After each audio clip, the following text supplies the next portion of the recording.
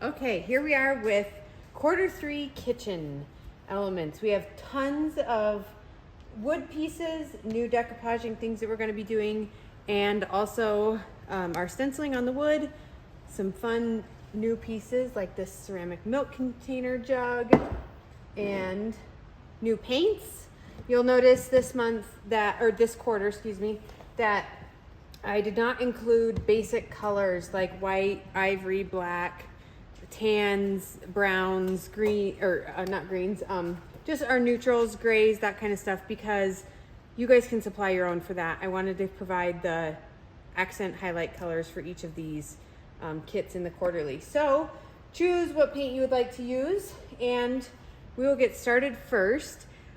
I'm not going to go over every single piece and part because a lot of it is repetitive throughout Q3 as well. So the stenciling, I will do it on some of the blocks, show you the technique of stenciling, just go over that. It's always good to go over that. But I'm not going to video every single piece and part and project that piece and part to Q3 because a lot of it's repetitive. So here we have our whole kitchen kit. We have the towel. This is going to be new to us for stenciling on. We have paper.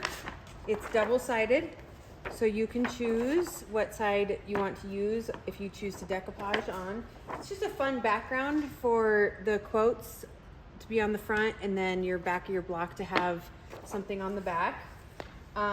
Nothing to do with the straws. Don't have to do anything with those. They can go in there or they can set out, or guess what? They're functional. They can be used. We don't have to do anything with the faux plants. You can maybe put some little fairy lights in them during Christmas. Decorate them if you want to keep them out. Super usable all year long.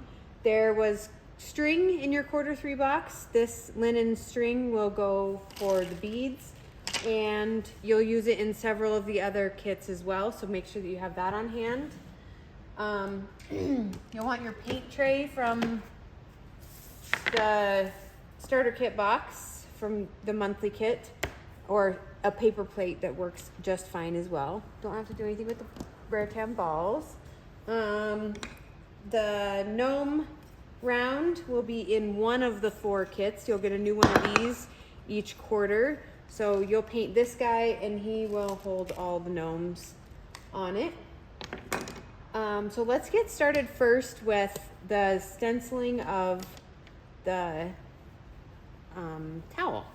So when you're doing this, the one stencil that I created to fit that, I already cut that stencil out, is this Less House, More Home. And so just go ahead and cut that stencil out. There it is. Some extra things you may need for this would be some tape, if you like to tape around the edges of your stencil to not get paint on anything else, which is smart for the towel because it's going to be hard to wash off. And I think that's all for right now. Obviously water for your paintbrushes. So we'll use this. You can also cut out these cute little spoon and fork and knife cutouts and use those where you see fit on any of these things. So they can go up the sides, up the wherever. Some of these stencils do have to be cut pretty close, so tape will be your friend for that. You'll want to use that. Okay, so I'm gonna get this ready for sure. Here is the cloth. Make sure that you have something underneath your cloth before you stencil on it, because that paint can and will leak through.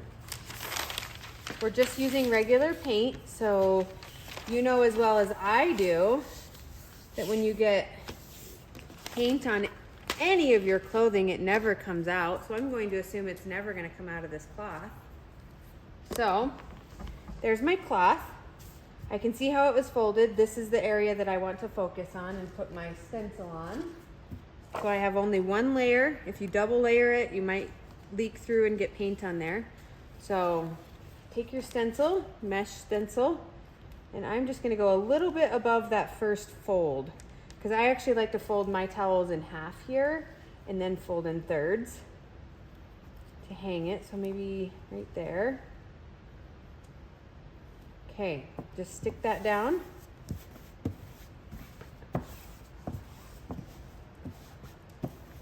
There we go. If you're close on some edges, just for safety, you can put a tape barrier so you're not too close. I don't reuse my stencils, but you can definitely reuse them. So if you don't reuse your stencils, you can use this to put your paint on if you'd like, or use your paint tray. Let me see, colors. I'm gonna go with, I think I'm gonna go with this green. I think, exploded. You should probably have some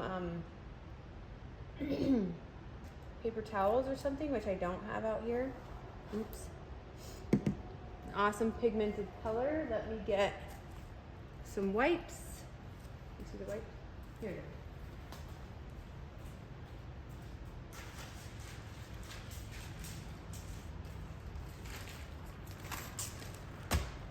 Okay. Clean this up real quick so I don't get green paint in places on my towel I don't want it.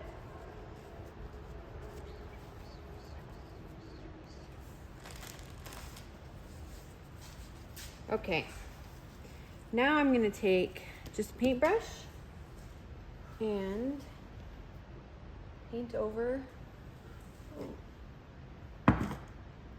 my stencil.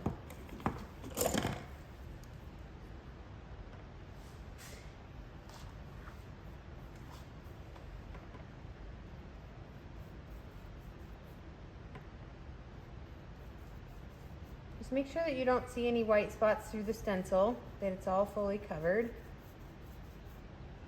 I can see some white right there, so I'm going to go over that again.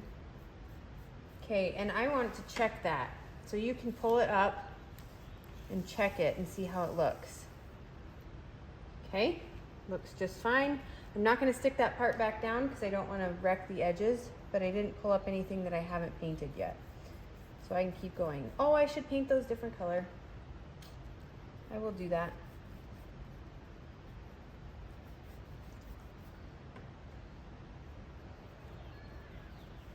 I'll go over it and paint it a different color.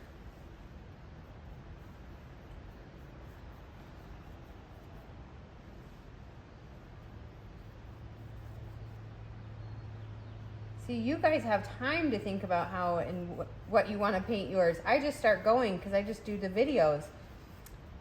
And I didn't really put much thought into what color. Silly.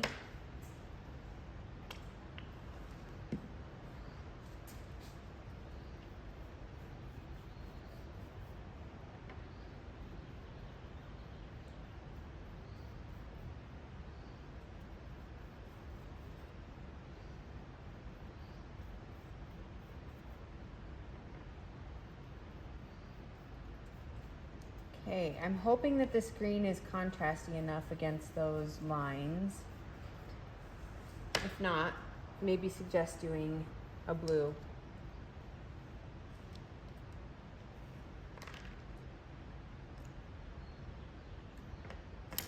Ah! All over me.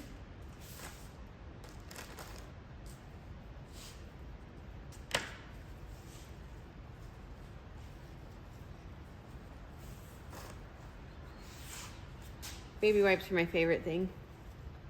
Clean right up. Okay, I'm gonna do those little leaves on the side in yellow after I made a total disaster.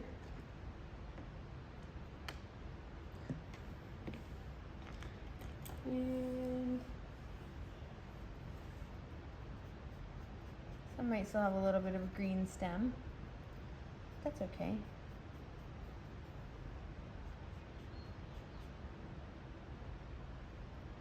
Pretty yellow color. I love mustard yellow. This one might be a little bit different color. You can always layer colors on these stencils and get custom colors.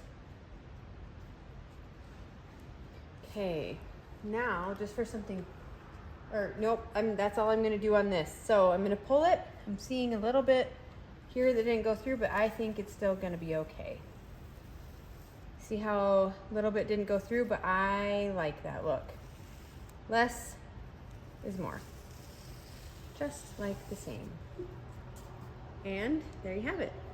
Okay, if you want to reuse this stencil, I suggest having a cookie sheet out just right here. So you can set this in a cookie sheet of water, just a small tray of water. As long as it stays wet, the paint doesn't dry on it, it's totally reusable. Then when you go to wash it, just rinse all this off. Don't fold the stencil or crumple it up when you're washing it. They kind of turn rubbery. When you're done washing it, put it face down on a towel to dry. And then once it's dried, add it back onto your backer piece. And you can reuse it. So that's how we stencil on the fabric. Okay, I'm going to get set up for the next part. I'm gonna let this dry. See, there's some bleed through. That's what we didn't want on the other side. So I'm gonna keep this while it's drying. I'm gonna let it sit there. And it does have really good contrast for the green, and it'll even get darker. So I'm happy with that look. All right, I'm gonna set this over to the side and get ready to do some stenciling and decoupage.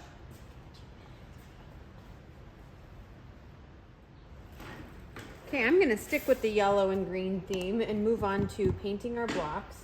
I probably shouldn't have dried my paint or put my paintbrushes in there yet, because here I am gonna use them again. I'll grab another one. So on the back of this block, whatever's the back, I am going to decoupage some paper. So I'm not going to put paint on one side of these. I'm gonna do the 4 sides and one of the faces, but not the other, the back side. So I'm gonna do one green and one yellow.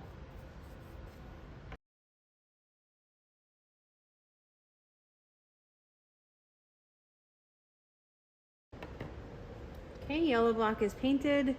I'm going to put it in the dryer to dry, and then we will decoupage and stencil. So go ahead and do that. All right, while the signs are drying, I'm going to paint and put together the beaded garland. I'm gonna separate these out and make them different colors. So the easiest way I like to do this is the plastic bag method. I find it just the easiest way to get these beads painted. So I'm going to separate them out in 3 colors because I'm still going to stick with my yellow and green theme.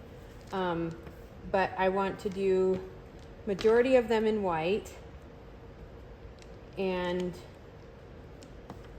the rest in yellow and green.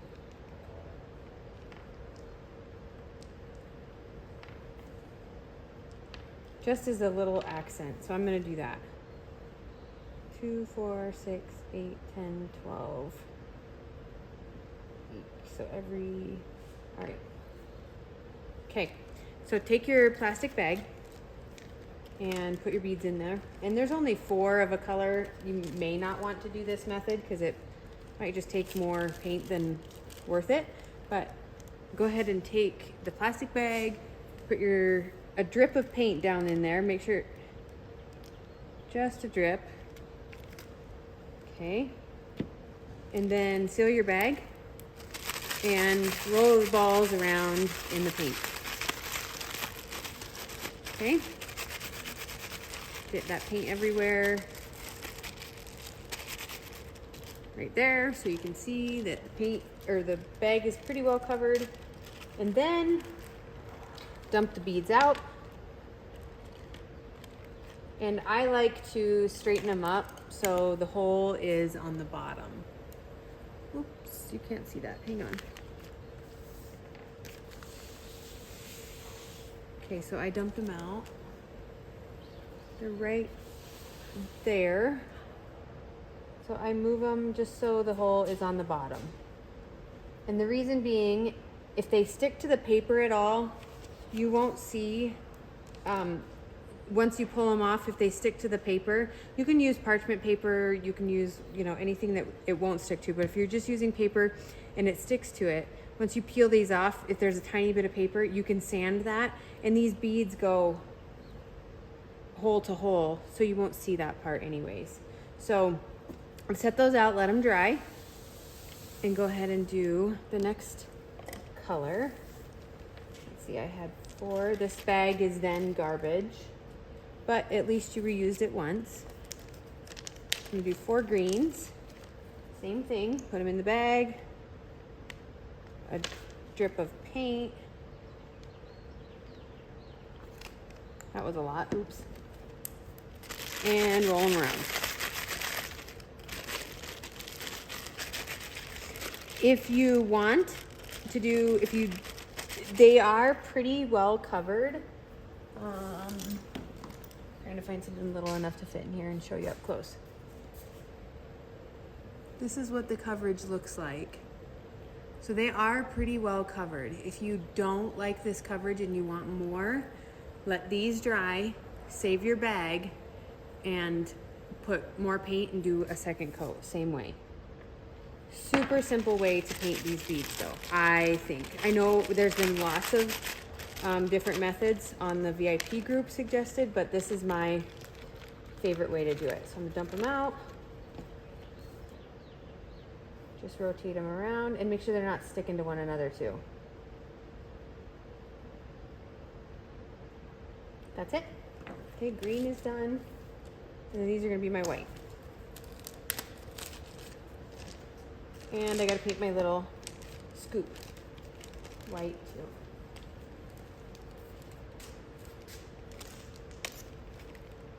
Okay. Drip of paint.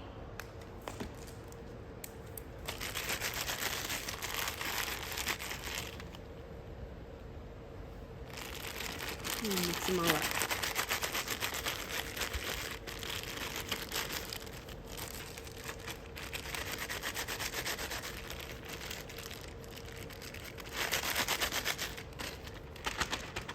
Okay, there's that. We'll dump those out and separate them out. You'll do this with the Halloween kit. We have beaded garland in there as well. The one problem with this method, I had a chunk in there, is if there gets to be a big chunk of paint inside the bead, you could color your string if you don't wait long enough for that to dry. Oop, there's another bead in there. Get out.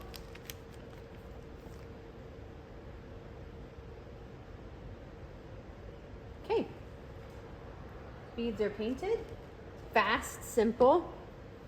Paint this little guy. I think this will hold in here, and I can hold him perfectly.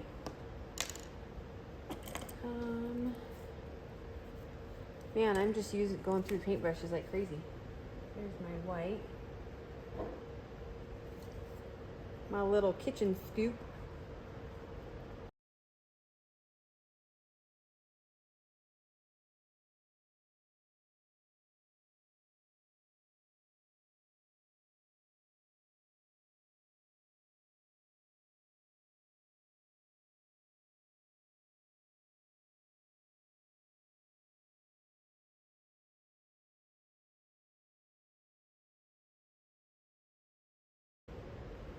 I'm gonna set him way over here so he doesn't get knocked over. Okay, kitchen scoop is painted.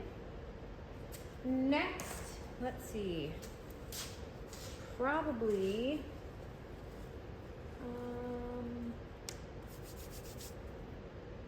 can do this piece. It's a fun piece to do.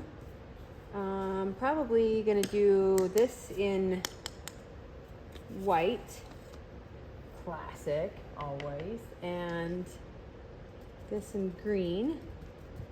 That's how I like to paint these, and then just a real light brush over the top. Can't do too much brushing over the top of these because I don't want it to drag a bunch of paint in the corners, but just a little bright brushing. Do yellow on this guy.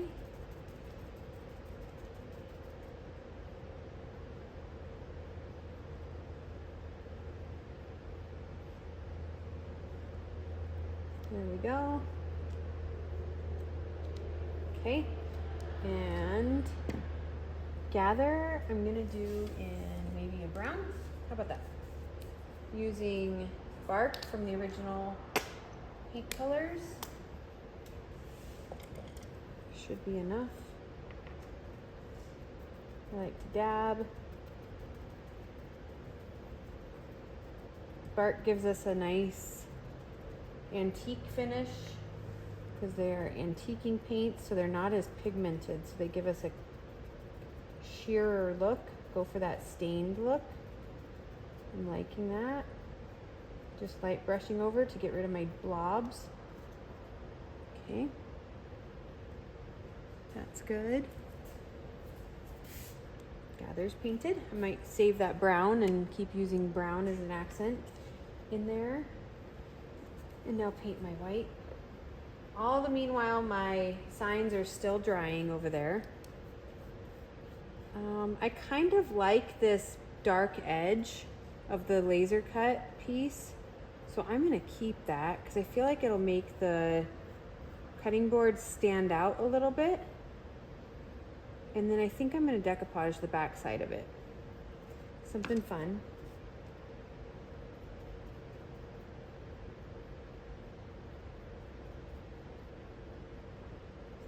If you do get some paint on the laser cut sides, you could sand it off. Okay, painted just like that. I'm gonna leave this side blank and decoupage paper on it. Let me put that in the dryer.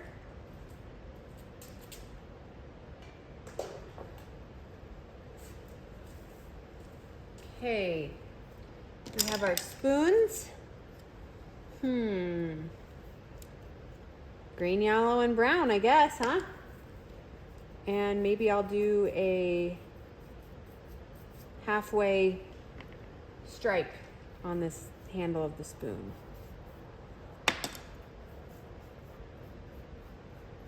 Of white, and we'll bring them all together that way with the white.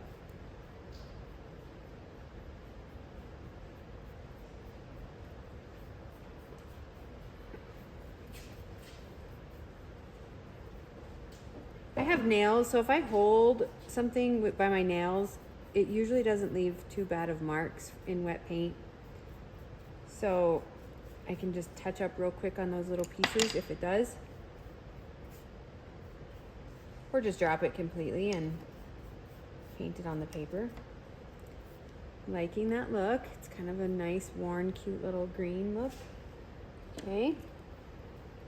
This yellow is my favorite. Here's the yellow.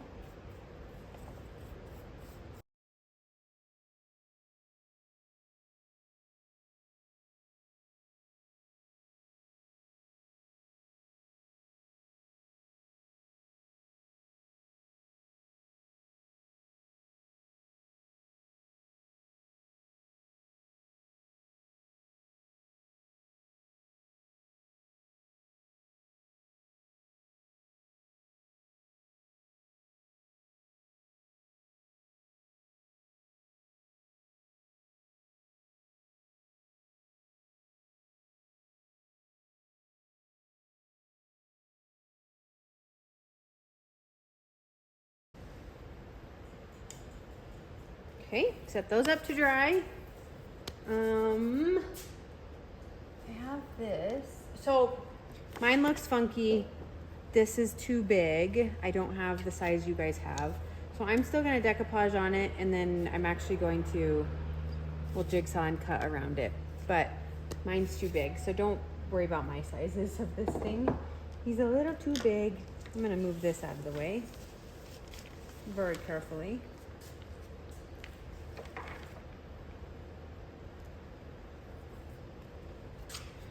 Bring this back. These wood balls are pretty dry. And maybe a little bit more time.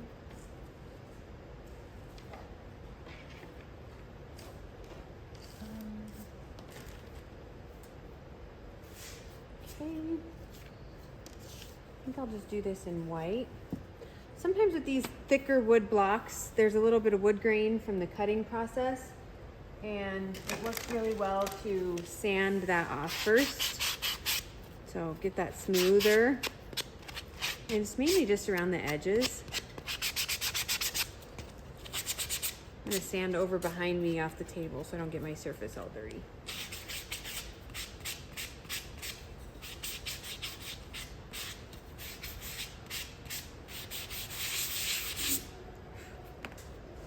Okay, sanded it up a little bit. Got those edges cleaned up.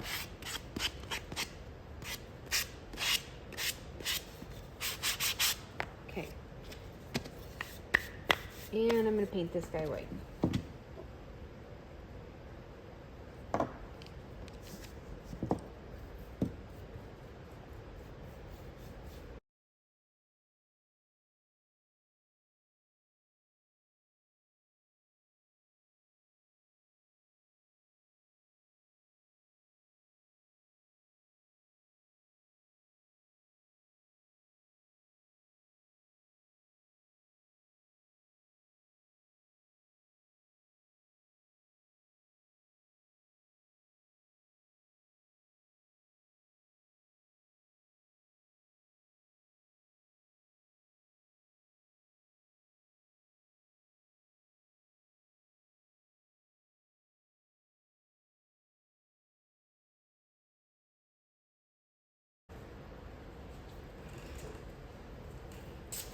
Okay, mason jar's painted, and I have my 3 blocks back here from drying in the heater. Let me get my hands cleaned off.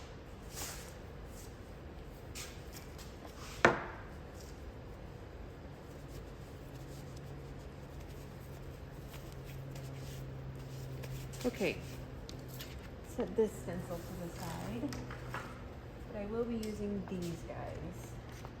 But I'm going to decoupage first.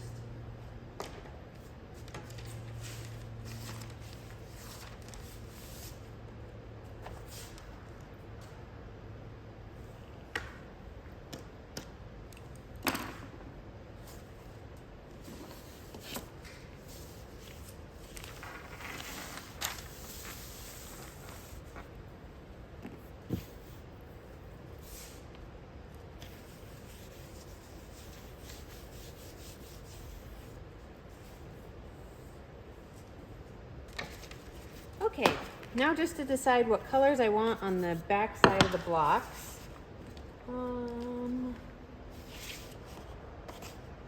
Oh, so many decisions.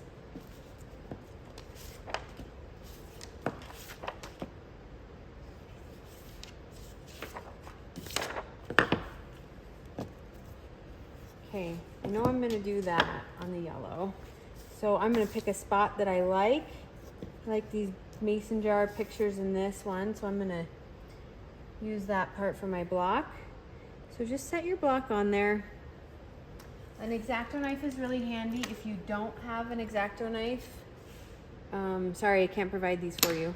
But if you don't have an X-Acto knife, just take a pen and mark your paper out and then cut it.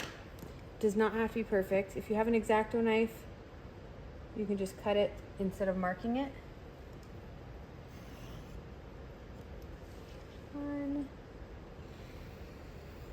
2, 3. Okay. And there's my paper.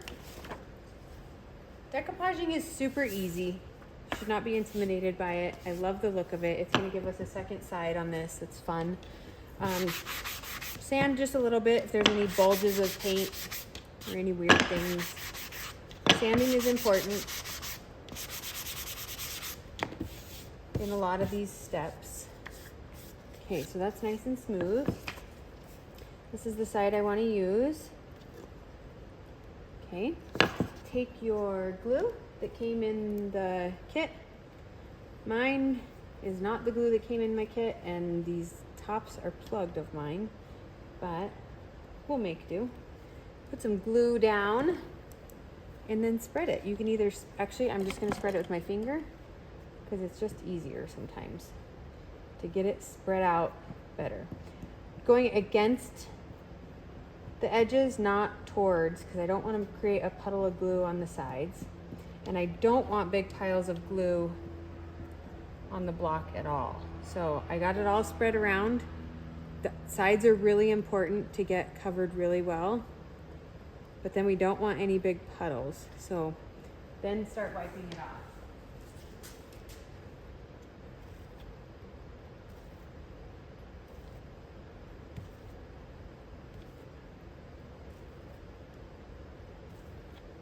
Okay, checking my edges again. Those are really important. Okay, no big bubbles of paint or glue, excuse me. You can do this with pictures. You can do this with all sorts of stuff. Any kind of scrapbook paper you like, or paper. Okay, set it down on there. Smooth it out. The glue that you use is not anything special. You can use Elmer's glue, you can use Mod Podge, anything. There it is. And I like to set them face down for a little while. So I'm going to set this face down, do the other two, and then set them in the dryer for the heat to crisp up that glue. If you get bubbles in your paper, you're using too much glue. There's too much moisture in that paper. So set it face down to keep it nice and flat. You can put something on it too. Okay, I'm gonna start with the green.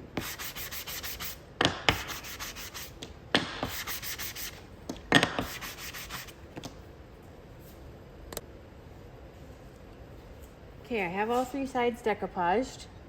I'm actually going to just paint them and do our stencil on them, and then I'll put it in the heat to do all that at once. Very important before you stencil to prepare your wood surface or any surface that you are working on, especially wood, because once you paint it, paint has water in it, water pulls up wood grain, so it makes this rough. Make sure you sand.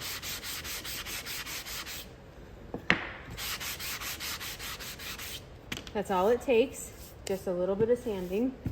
These blocks are really super flat, nice, so you won't have any troubles with any of it, but making sure my paper, I want these jars at the top, so this is gonna be the top of my block.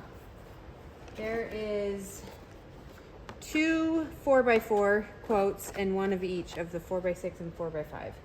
So you can choose on the 4x6 which one you want to use. So this is that one. And I went funny on these, eat it, today's menu, eat it or starve. I thought it would be fun. So when you're placing your stencil, this was a cut edge, a factory cut edge of the stencil. So you can visually see that this piece is straight. And then I look at the bottom. So I'm looking here and here, and the distance to my design and the distance at the top. You can see we're way heavy at the top, so I'm gonna move it down. And I'm gonna pull it instead of picking it all the way up.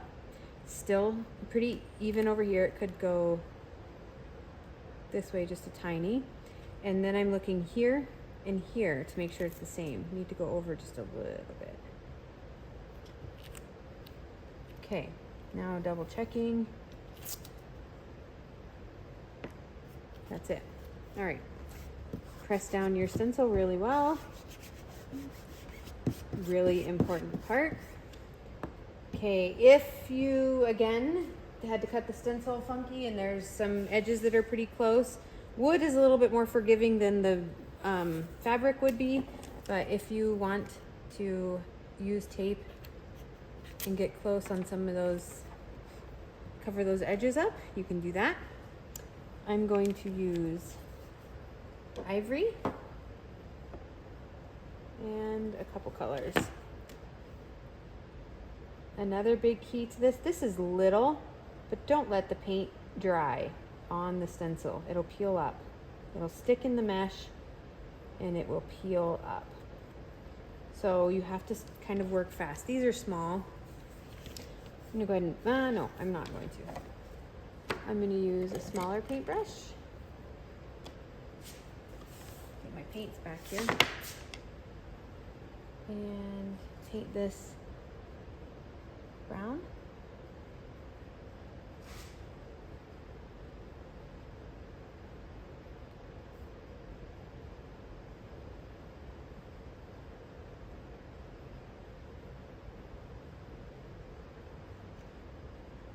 Okay.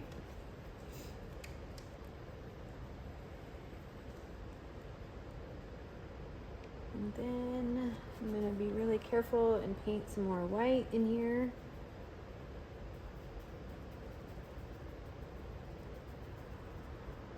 Keep in mind when you're painting things like this for choosing contrasting colors, you can read well, because that's not fun when you can't read something.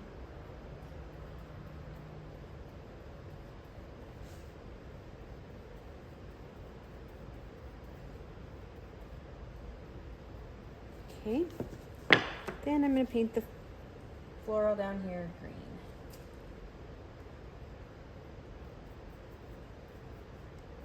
So I kind of just incorporated all of my colors into one piece. A mix and match, so to speak. Okay, peel your stencil right away. Don't let it dry on there. That's not a good thing. There's that. And let's peel.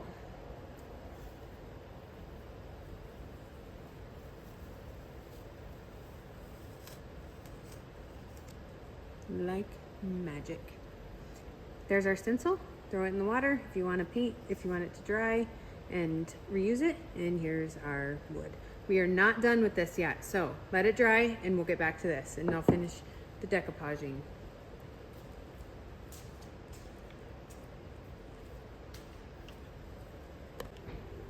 Okay, back with one of my wood blocks. It's all dry. The paper's dry, which is really important for this next step when you finish your decoupaging. So my surface is dry, turned out great, stencil's awesome. But now I want to finish the decoupage part. So you can see there's a little bit of paper left over around the edges. We're just going to sand those off. Stick this paper down so I don't put my wood on something on the table. I'm just going to sand this off. The more I sand, the more it'll wear this edge of the paper off and look like a worn piece. This is my favorite part of decoupaging. I feel like it creates it as one piece, turns it into like just one piece. It's so cool. So the edges of those papers are coming off. Like once it's all cleaned off, the paper just becomes part of the block. It's the coolest. So that's why I love decoupaging.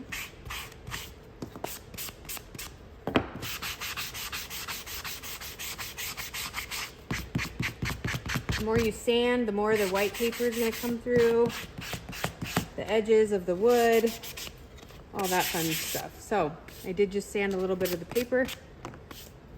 That is the block. I'm going to sand a little bit on the front.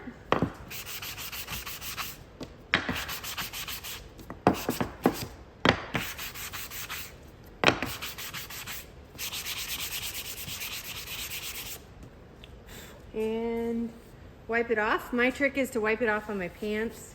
I don't know why, but it gets really good. So some people have used jean rags. I think that's brilliant. Instead of throwing your jeans away, use your jean rags. Cut them up for rags. So there is a finished decoupage block piece. Super classy with that edge around there. Just makes it look like it's part of the block. So finish your decoupaging that way. I'm gonna move on to the beads and finish the beads for you. So you can see those in their finished state. Right there. And I have my gather stuff. Pull it gently off of there. That'll go on this.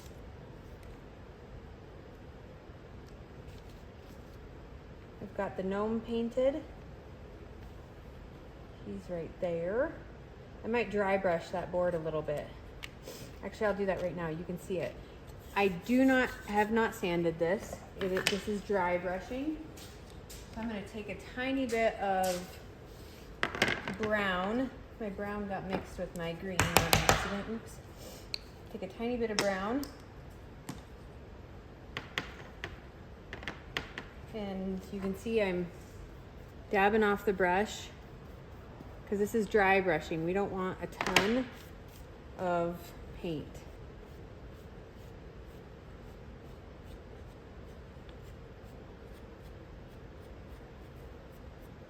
Hold it a little harder against the edges, and that'll make those edges pop.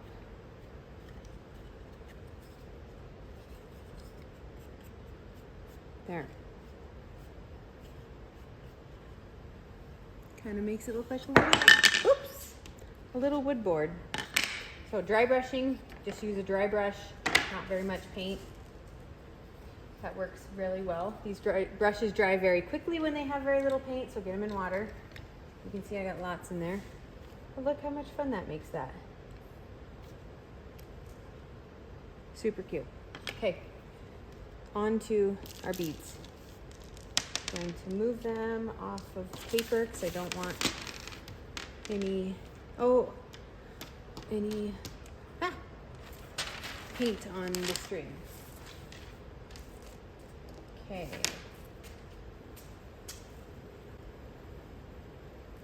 Okay, our beads are ready. Make sure you have your glue gun, because we're going to need it for a couple things that we do with beads.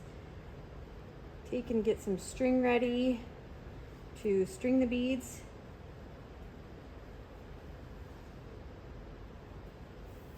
That's not handy.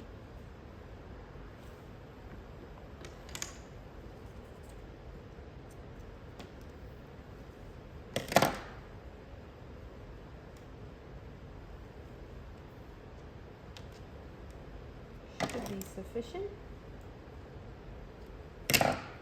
Okay, this end is going to be impossible to bead those if you don't do this part. So take and wet it with your mouth.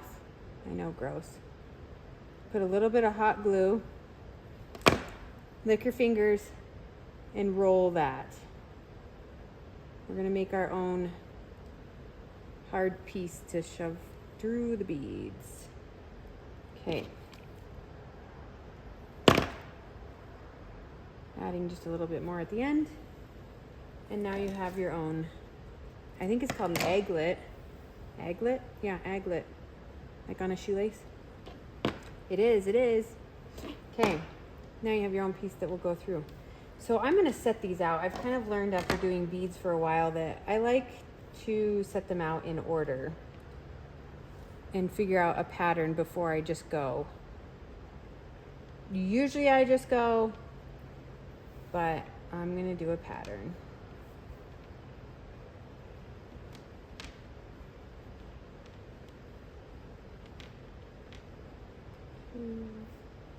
Yellow, 2, green, 2, yellow, and I'm left over with 1. So I'm going to start with the yellow down here, end with yellow, and I'm going to put this one down here, and I have 1 left over for my pattern. And I'm going to put the scoop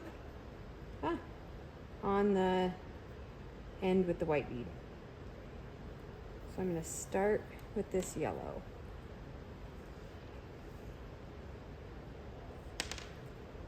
Just go ahead and bead them.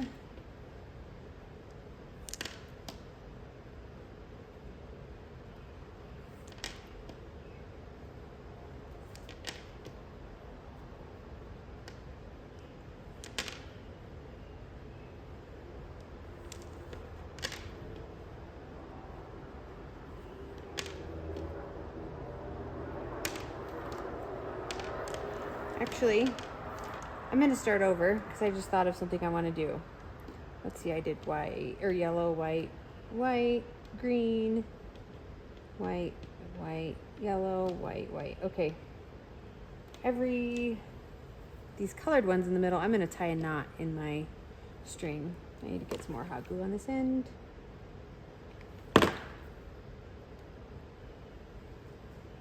Okay. Start over.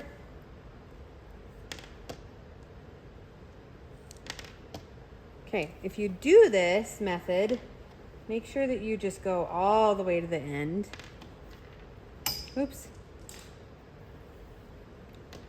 tie your knot.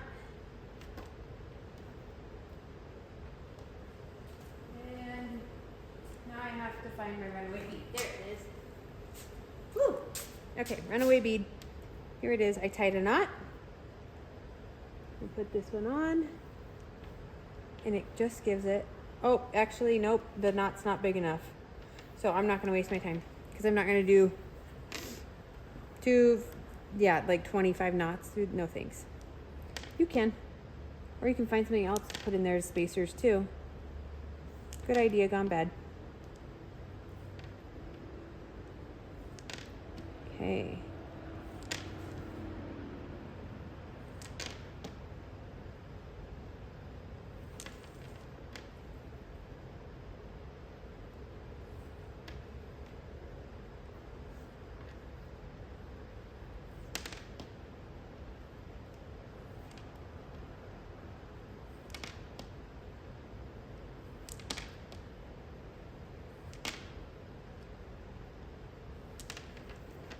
Okay, there's the string. You can actually, that's what I'm gonna do. I'm gonna keep it loose. So I'm gonna leave lots of room, lots of string. So I can just stretch out the beads like that. Because I kind of wanted a little space in there.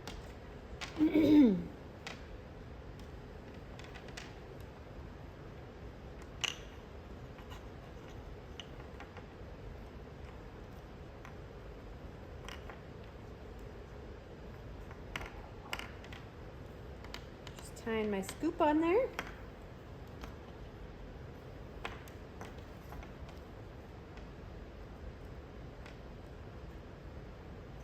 Okay, and whenever I make a tie like this and don't want it to ever come out, I put a tiny dab of hot glue just on the knot. Just taught my 8-year-old this. Lick it with your finger and let it cool. And then you can cut that end really short because I don't really want a fuzzed out piece on the back side of that scoop. So there it is finished and it won't come apart, which is very nice. Super cute. Okay, I'm gonna leave some room on here. Okay, last part, I'm gonna teach you how to make a tassel. So there's that. Okay, take string, lots of string, for your tassel. You don't want to run short. We're not going to make a super big one because this is kind of little. So I'm only going to use 3 fingers, but this is how I like to make my tassels. Some people say to use some sort of object. I always have my fingers with me, believe it or not. So that's what I'm going to use. Just wrap it around. That's all we do. The more wraparounds, the thicker your tassel is going to be. Okay, so I think that looks pretty good. I'm going to cut this so it's even, so it'll be a nice piece to our tassel. Slide it off your hands, but keep that in a loop.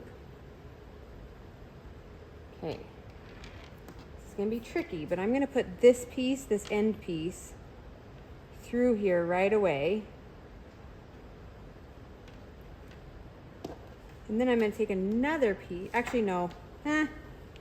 Yes, I'm going to take another piece and put there through right away, just so I can get a string back through this hole. That's what's important, okay? And I'm going to just glue those two together right there. Sorry if I'm not in the screen. I'm just gluing this. This is a temporary string, okay? Just to hold it in place. That's all we're doing here. My scissors are garbage. Ah! And then I cut right through my glue area. Allah. Okay.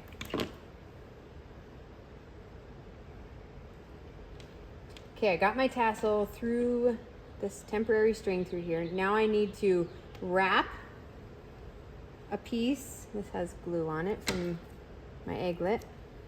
Okay, I'm going to wrap a piece around this to create the top gather. Oh, that is in the way. Oh, I'm struggling with this little guy. Big ones are much easier to make. Okay, just wrap it nice and tight around there. This guy needs to get out of here. Okay, nice and tight. It's just for looks, but I'm going to secure it with a little glue, a little dab of glue.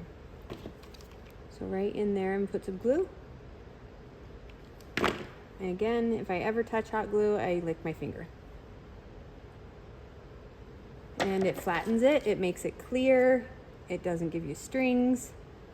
It's a good thing to do. Okay, hit it right in there, can't see it. Okay, now to finish off my tassel, I gotta cut all these little buggies with these crappy scissors, but no more, I'm gonna get different ones. Throw those ones in the garbage. Okay, there's these, and now I'm just gonna cut these. Cut. Make sure all the loops are cut, and fluff them up. You can even comb through these if you want.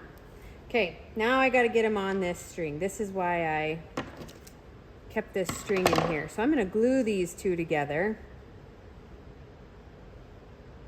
Right here at the end, I'm gonna glue them together.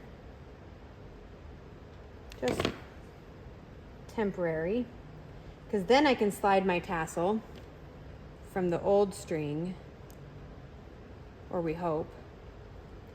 Ooh, if it's not too thick. There's a little piece here gathered. Okay. Slide from one piece. Don't break, don't break.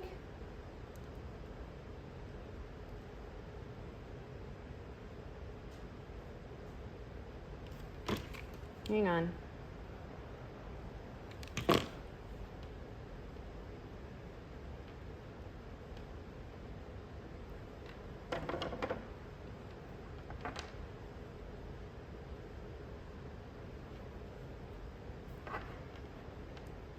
Okay, I gotta get it through there.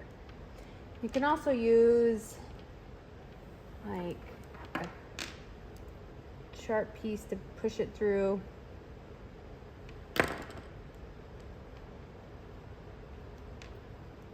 Oh my. There we go. Got it. Okay. Remember, I'm going to keep some extras here to keep it loose a little bit. Okay, and then just tie your tassel on.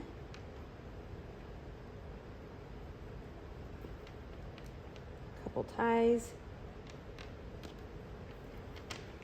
And again, we don't want a big chunk of string, and we don't want it to come apart.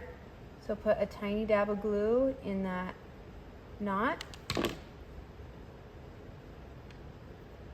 Lick it, because then it makes it nice and clear and not stringy. And you can cut the string off right near the end. Perfect little finished piece.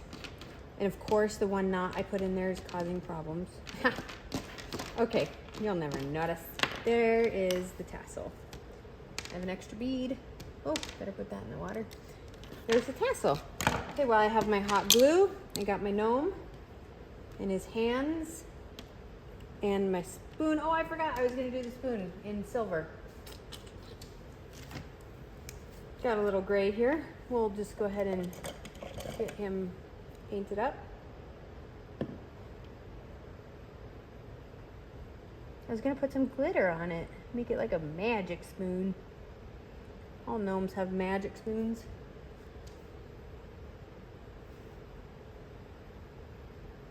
Okay, there we go. Okay, first things, I'm gonna glue his little nose. Not crooked. Ugh, but a string. Blech. There's one hand, and here's another hand.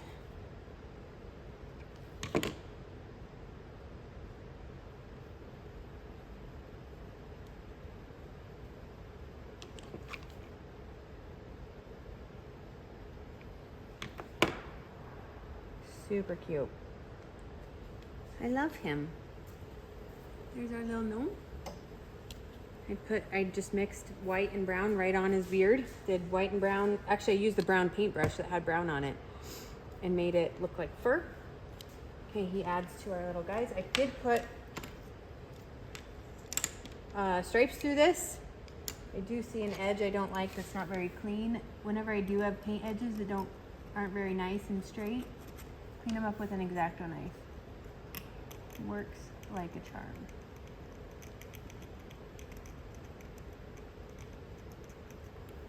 Great. Okay, so that's done. Okay, I'm gonna get the rest of this piece we can glue. This isn't gonna take much, and I don't want strings all over the place, so I'm gonna be very careful with how I glue this.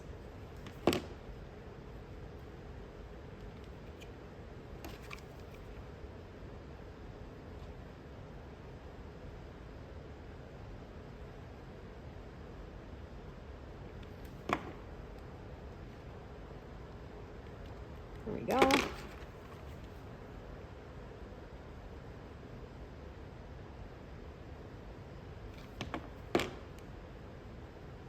There's the gather. You can make another little tassel if you wanted to hang off of that. There's that. I have a couple more blocks. Here's my other blocks that I just finished. If you get this stuff out of here, you're going to be able to see the whole set together. Don't need those. There's that.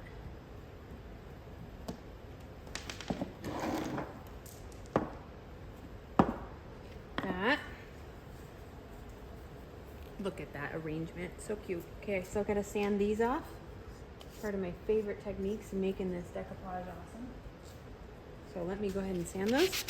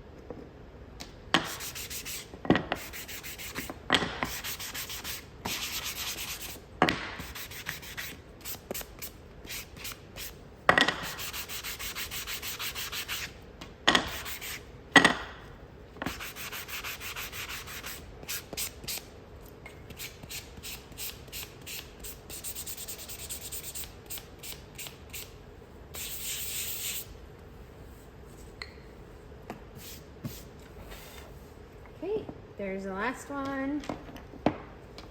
There's the back side.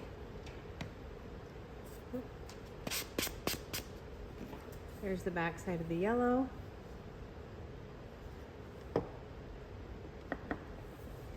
And this guy, of course, your guys' will fit much better than mine did, but he's there. He's alive and well, but not the right size. But let me get these edges sanded up a minute.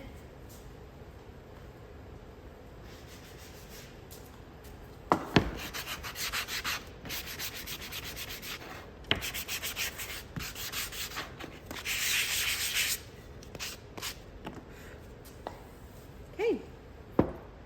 And there is the finish. Let me take this down, bring it down here so you can see. There's our finished kitchen pieces. Oh, let's not forget this guy. How could we? Right? Forget that milk carton. And our straws, which can go also with the camping set because they are birch, little wood trees. Oh my gosh. Cute coloring. The green is beautiful.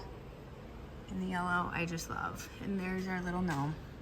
And he will go on the 5-inch wood round. So I hope you guys enjoyed that one. It was my pleasure showing you how to use your kitchen decor each and every month on your tiered tray or your shelf or whatever you have. Enjoy decorating and can't wait to see your creations in the VIP group. Make sure you join, or you probably already are joined, but make sure you share them in there. See you on the next kit.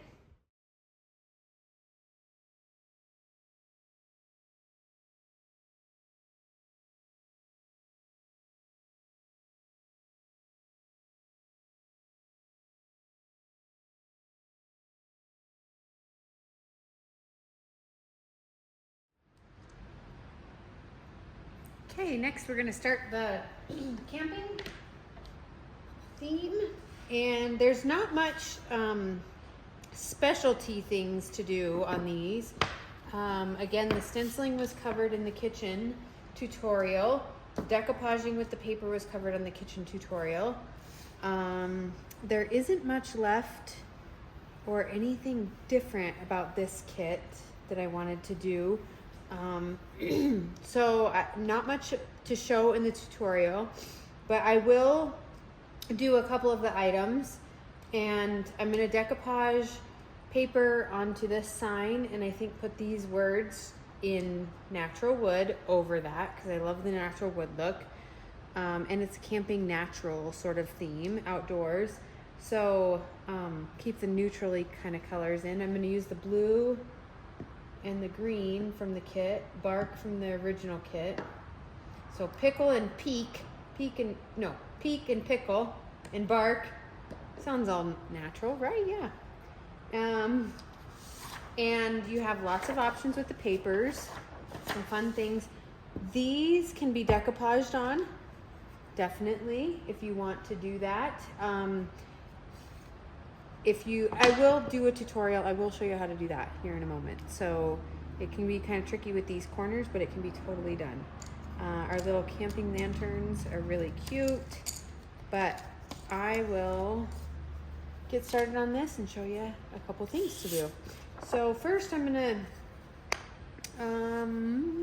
what do I want to do? I will definitely put my stencil on here, the Explore, and paint the back side or decoupage paper, I don't know. So cut apart my stencil, that can definitely be done. There's those.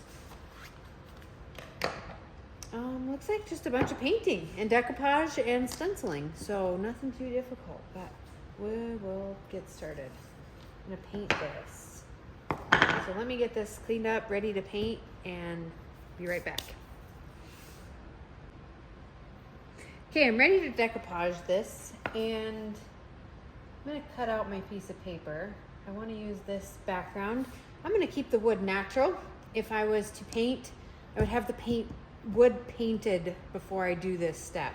So I'm gonna keep this natural, and I'm gonna actually put this stencil on the natural wood. I really like the look of it. I'm gonna use bark, and I'm gonna use some of the blue and the green in the stencil, and I think it'd be really awesome. I really like the natural wood in this part, so I'm gonna keep it that way. This I'm gonna do a little bit different. I'm not gonna go right around the block. I'm just going to loosely cut it out with my X-Acto knife. So it's cut there. Okay, we'll grab our paint or glue, which my cute little son was just out here and took off with mine. I feel on this piece of wood, I feel more grain on this side than this side, so I'm gonna definitely use this side to decoupage on, just because the rougher for the stencil, the worse. Keep the rough part on where you cover with paper. If you happen to run out of glue, if you're going to be decoupaging a bunch of parts, pieces and parts, you can use any kind of Elmer's glue, school glue.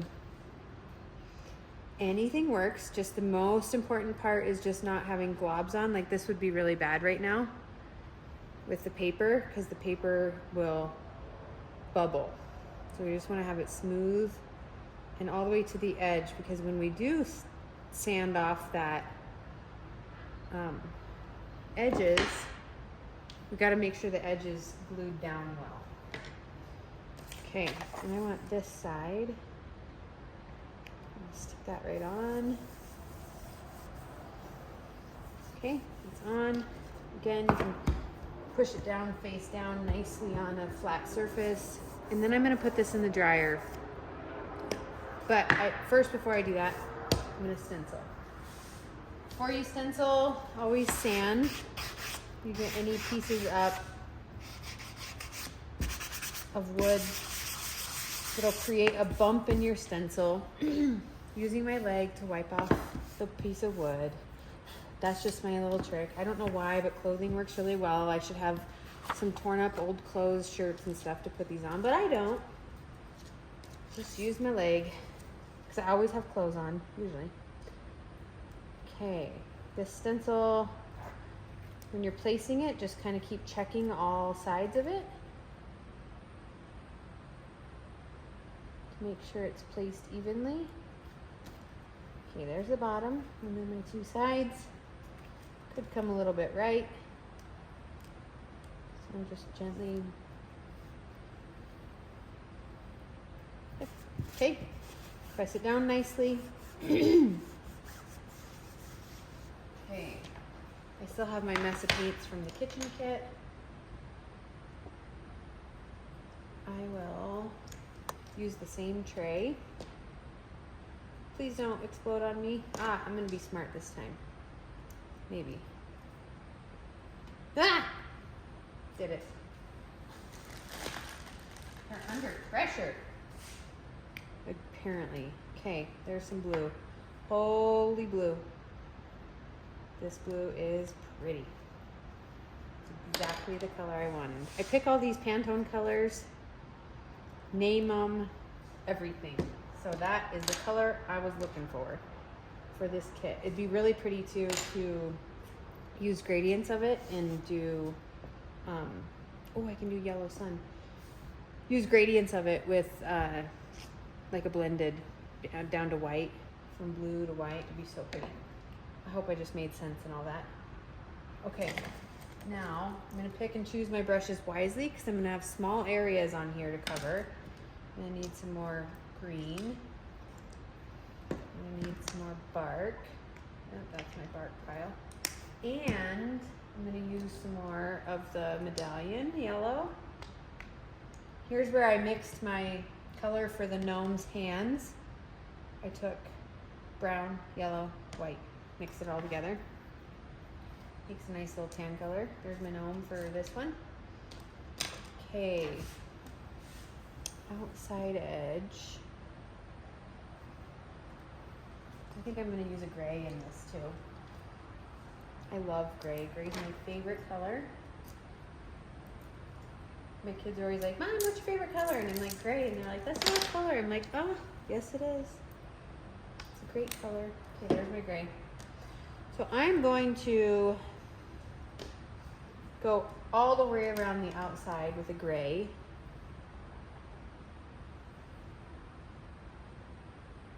I think. Yeah, sure.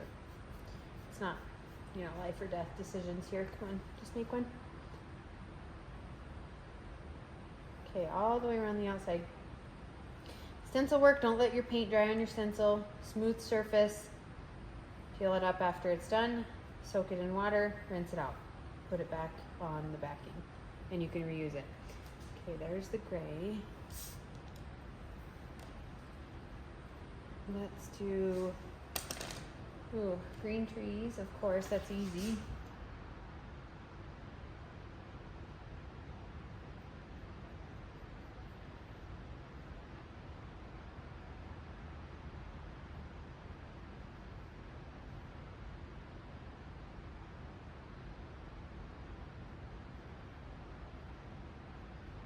And then I think I'll do a brown circle around it. Look what I just noticed. There's a little heart down there. So if you guys don't know about the hearts, we have a gal here in town that in the town I live in that does our artwork for us. And her signature is to add a little heart to all of her designs. And I just found the heart. It's so much fun. So you have to look in the stencils for a heart. Okay, I'm looking for a little brush because I'm going to do the mountains in blue. Because guess what the color of the blue is called? Peak. So that makes sense.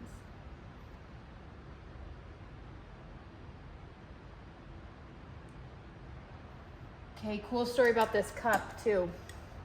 This mountain range that's here in the cup, that design was also drawn by Nicole, our local artist. And she, I said, can we incorporate Heart Mountain? And Heart Mountain is a famous, iconic mountain in our town.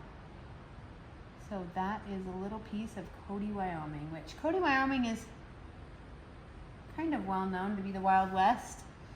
People come here for lots of outdoor camping adventures, and that's what we kind of do here. So I feel like this theme sort of fits in well.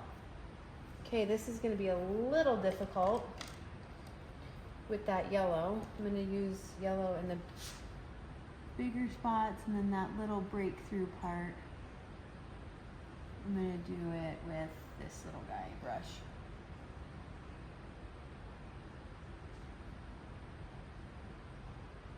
So stencils can be super fun because you can do many colors.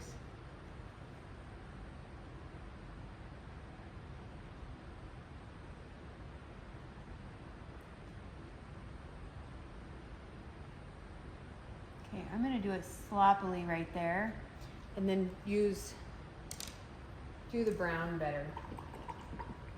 I'm going to use this brush for the brown.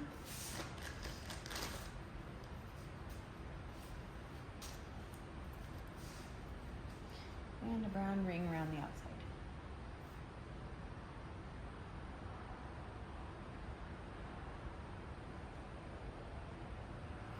Too much paint is generally not a problem with the stencils. So don't feel like you have globs on there. That's not a problem. There's globs.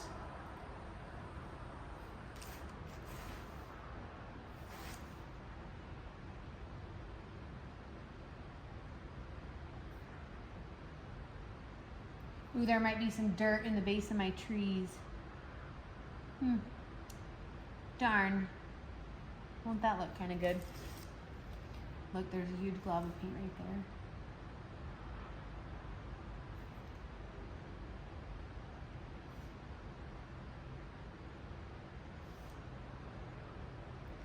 I can also touch up those lines after I'm done, so don't get too stuck on them or worried about them on the stencil, because you can't 100% tell what it's doing. Okay, that's pretty darn good. I think I'm gonna peel it. Get a hold of this. Okay. Oh, let me turn it around so it turns the right way. Okay, let's peel. Ah, it's beautiful. There it is. Love it.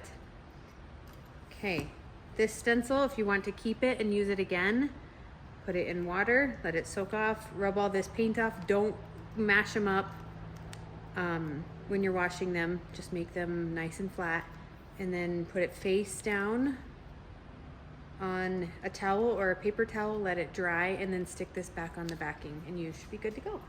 Okay, I'm gonna set that underneath the dryer and I'll be back. Okay, back with the Explorer wood, and I have it dried. The decoupage is dried on there. It's really important to get around the edges, and this is why. So the last part you do with the decoupaging is, and this is why your paper doesn't have to be perfect, you just sand it off. And this is the same technique you can do for the trees. It is a little bit harder to get in these cuts and corners, but it's totally doable, and that paper doesn't take much to sand off an edge. And yes, you do wear off an edge of the paper, but that just creates a worn kind of look. So there's the paper. Sand it, and there it gives you the final look. Sand my front of my block a little bit. And that's all. So there's one piece of the decoupaging. I'm gonna do the same with this sign, the Standing Explorer sign. I'm gonna use this paper, but I did paint the edges brown first. So I'm gonna decoupage that next. paint the bear ivory or brown and this ivory, so that'll be a nice contrasting color there. Maybe go in and paint the leaves green. Who knows? We'll see. There's lots you can do with this. These, I'm not sure yet what I want to do. Did paint the gnome. Just mixed ivory and gray for the beard to give it a little bit of contrast. So I'm going to work on that and I'll be back. I'm painting the lanterns and I just want to show you an easy way to paint these things. Just dab on the paint from the top. You can, it has a brush surface or like a rough surface looking texture. If you don't like that, then just take your brush and gently go over the top. But I like it for this lantern. It kind of makes it look like a metal. So do that. Easy, easy, easy way to paint these laser cut pieces.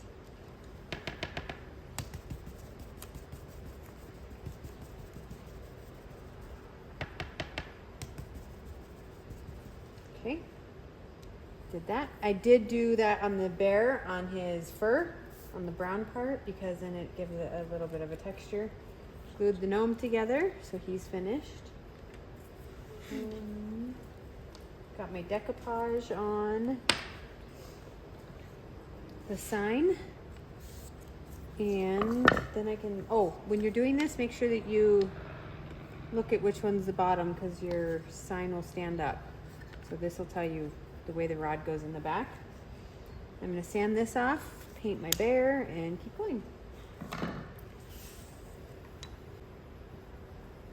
Painting the trees, just wanted to show you how I decided to paint them and how I'm painting them because they are not the easiest, that is for darn sure. All these little rough grooves make it really difficult, but it gets pretty easy if you just dab the paint in like that. Get a good portion of paint on your brush and then just dab it into those cut edges. And it works pretty well.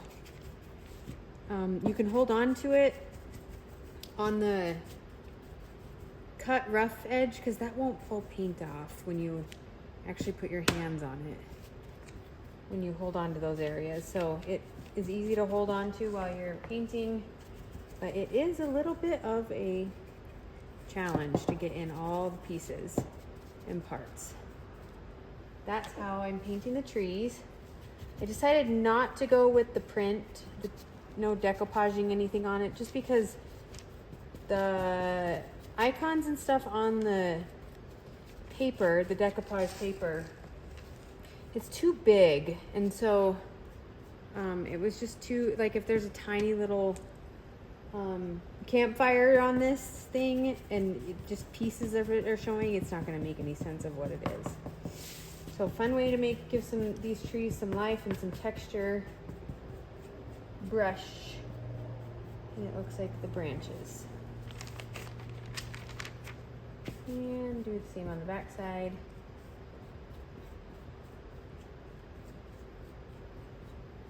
And there we go. Double check these branches are covered. Looks pretty good. That's how we painted it. Okay, I'm going to sand this piece, get the edges off.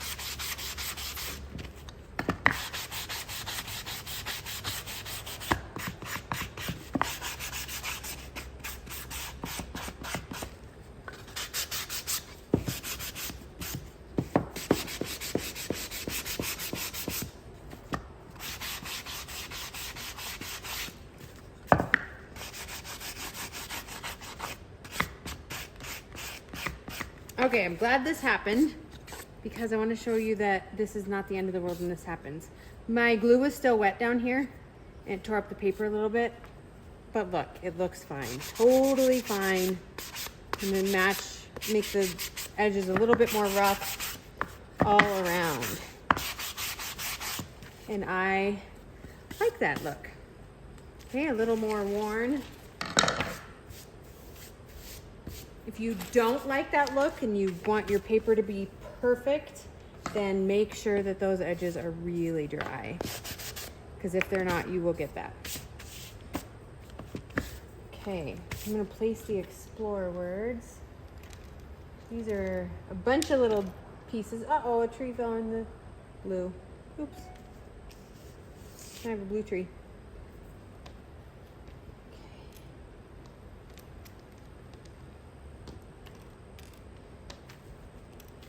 Okay, so this is my bottom.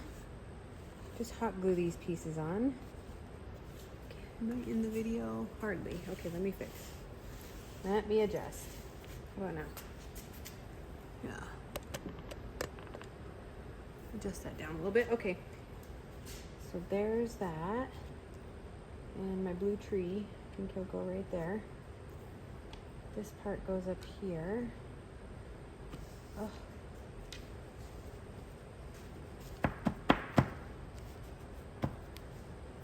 Actually, I don't even need this paper.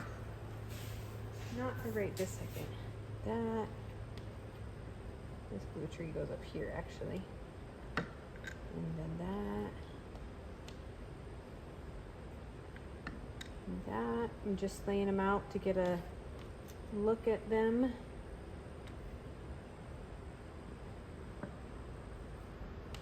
Uh-oh, where's my X? There it is.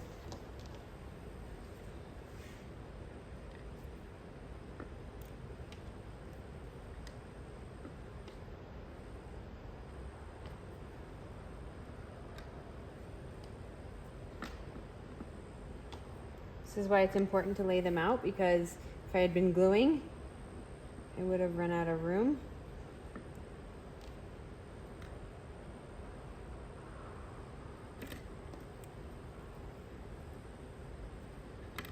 Okay. That guy's gonna go about right there. Yep. And then, so I'm looking here and here. Those are about the same. We're good. I do need another glue stick.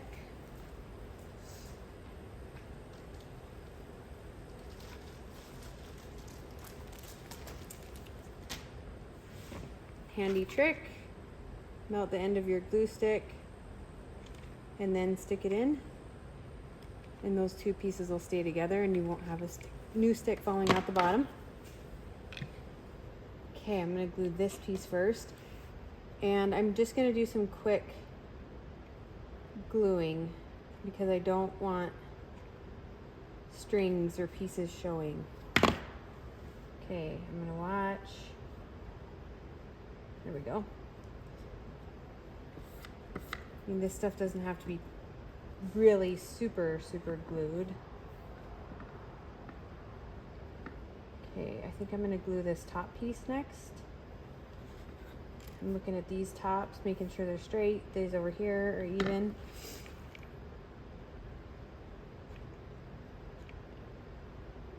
If too much glue gets squirted out on the sides, underneath this, you can use your X-Acto knife and trim some out. Like here, I might trim some of that out. Okay, now I have the explore words.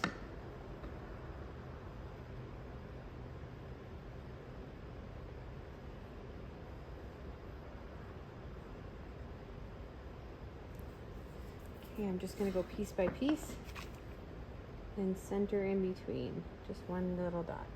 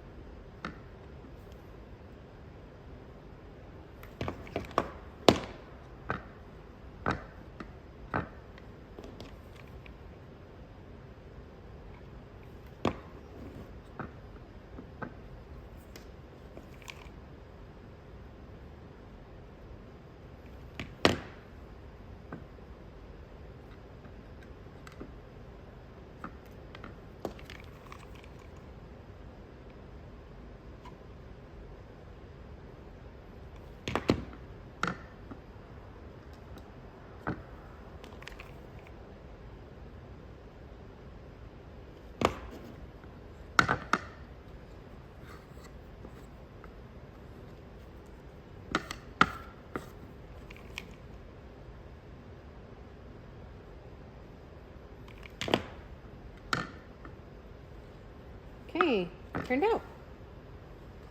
Next, center the big tree, or you can put them wherever you'd like to. There.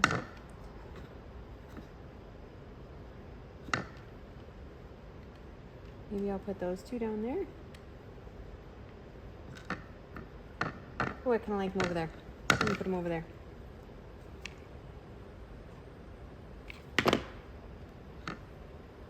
And they're gonna follow the line. Yeah.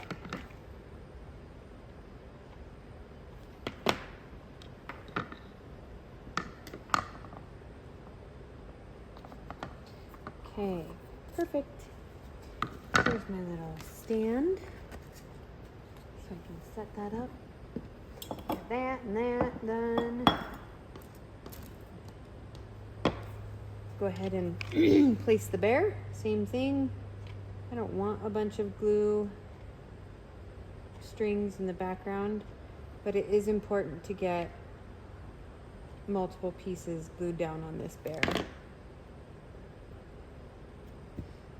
Okay, just flip that over and it'll stick evenly, and then we can clean up glue if needed on the front with our favorite little X-Acto knife. Again, I can't send you guys these. I would love to, but my business insurance would not love it.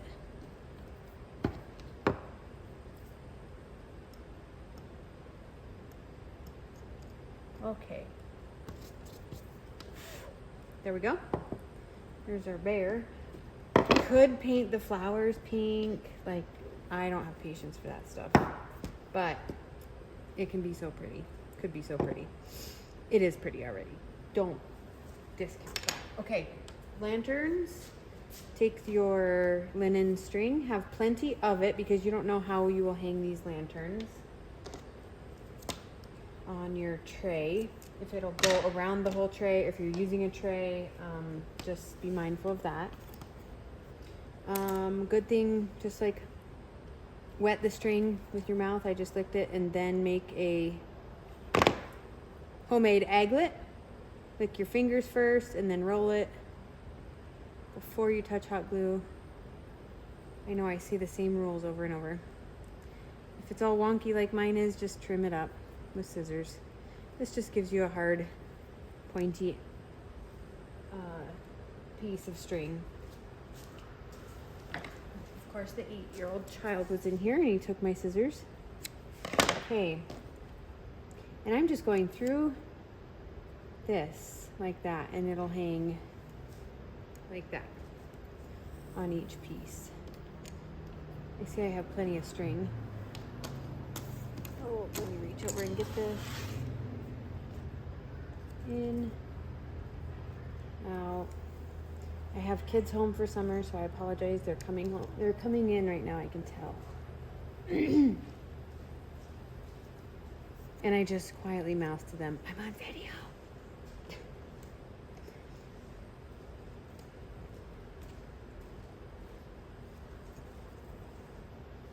So that is how we'll put the lanterns on. Once I get them evenly spaced and all strung, I will put a dab of hot glue in each of those just to keep them in place. So they don't keep sliding back and forth.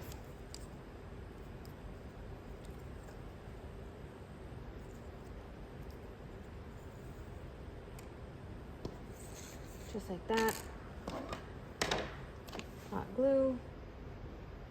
I mean, it literally takes a dab, you lick it, and it stays clear and you won't be able to see it. So then it's not ucky looking.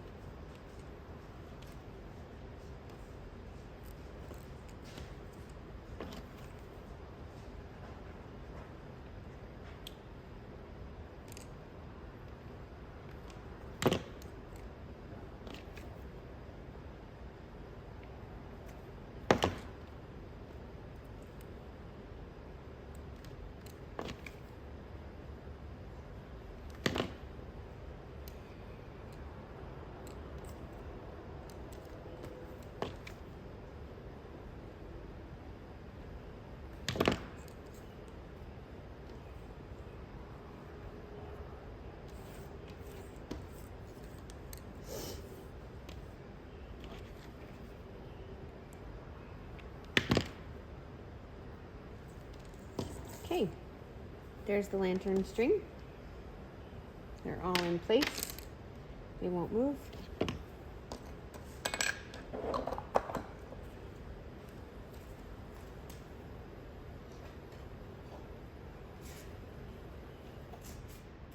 I have the block and the trees. I did use 2 different colors of green. I used olive from the original kit and pickle from the quarterly.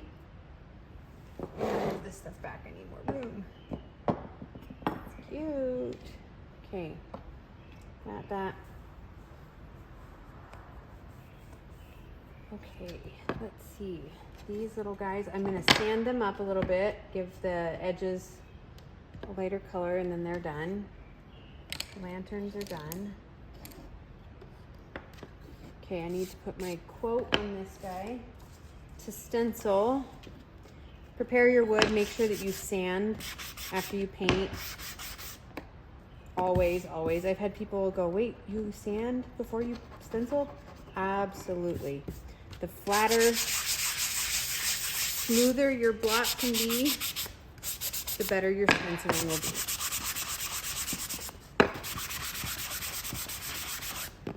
Okay, using my cloth on my leg and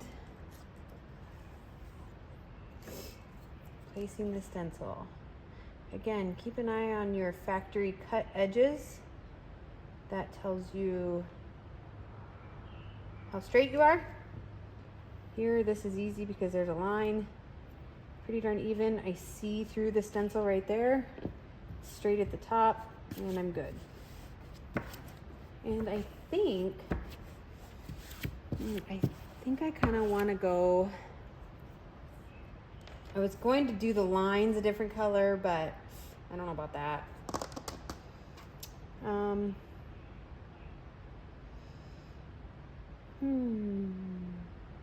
Yeah, I think I'm just gonna do all one color. And it'll probably be green, because I've done green for everything. And I kind of like these colors. Although, I just thought of it. Let's do a blended color. Maybe. We'll see how this goes. I'm going to start with pure green over here.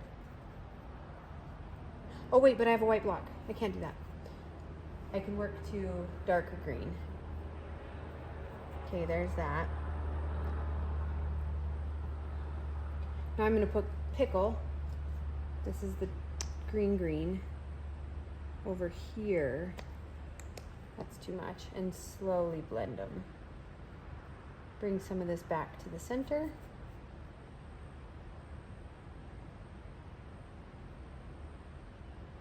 And then use only pickle on this side.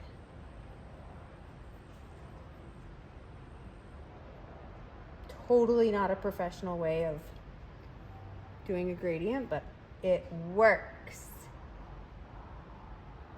If you want to, oh, I have lots of paint on there, holy cow. I was going to get some light color and work my way back again.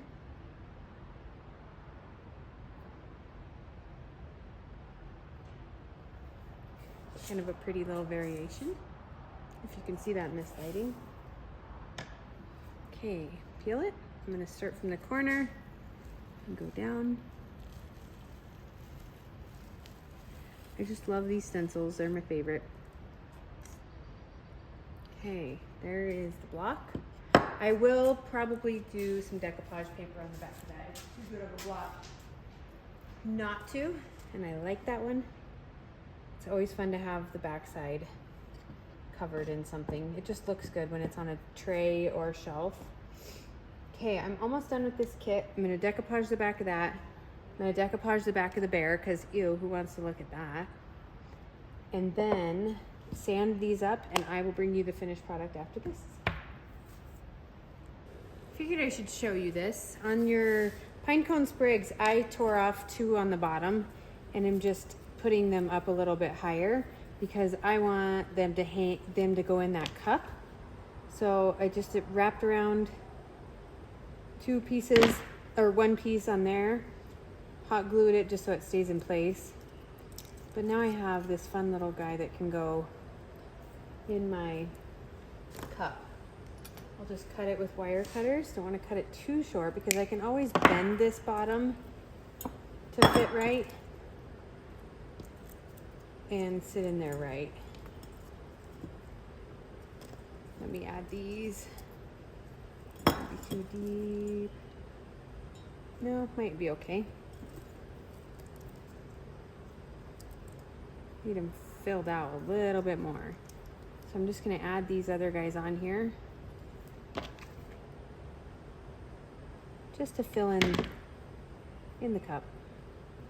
Your cup is totally usable, so hook it on your backpack when you go camping.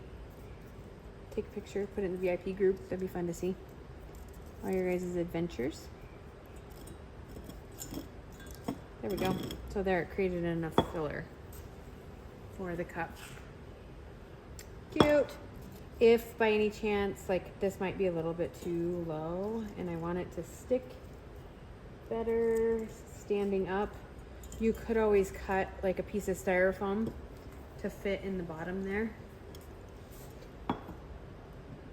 But that works for now. Yeah, you can still see it. Okay, so that's what I did there. The bear should be dry. Of course I put the bear paper on the back, right? Couldn't have not. Okay, so now you can see my edges are not very cute, but we'll sand them off. Just go against. And in the little parts, just gotta work up in there. See? And the paper will just start coming off. Up in his legs, we're gonna have to get up in there. Yeah, cut out a little bit with an X-Acto knife, and then I'll sand. There we go.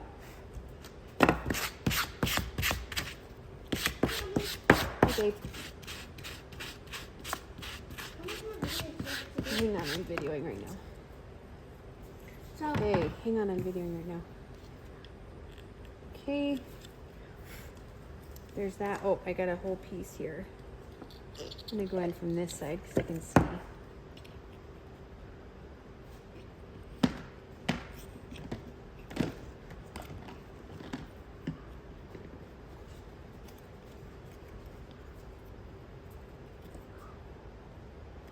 Okay. Sand that out of there. That's the coolest part. This paper just cleans right up.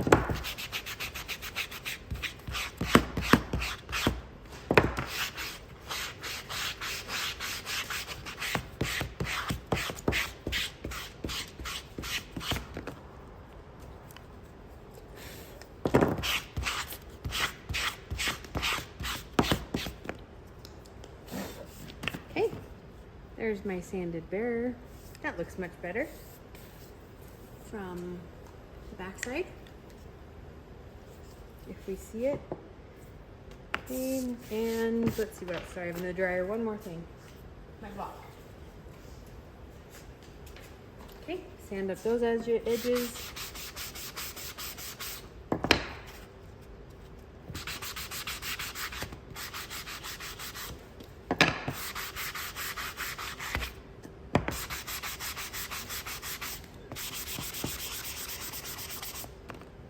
Sand it over the whole paper to give it just a little bit of a worn, rough look. And there is the last piece. So you can see all your, I feel like something's missing. Where's my gnome? I don't know, maybe not. There is the camping kit. You have your cup, 100% functional, use it. And that's it. Okay, see you in the next kit.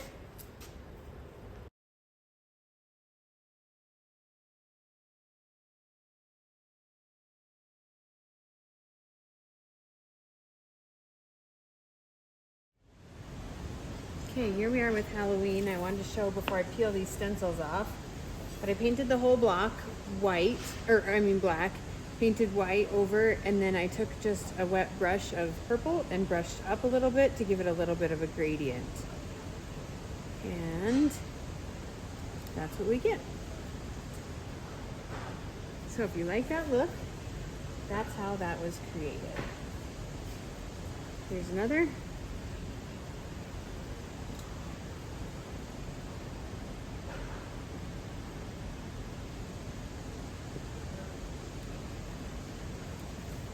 And the last one.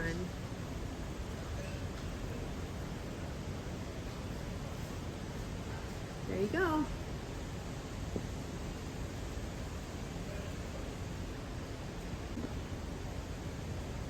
Okay, working on the stencil with the skulls. This is a layered stencil. So as you can see, this layer goes over this. Except, so this layer needs to be your base. When you use this stencil, you will put the base on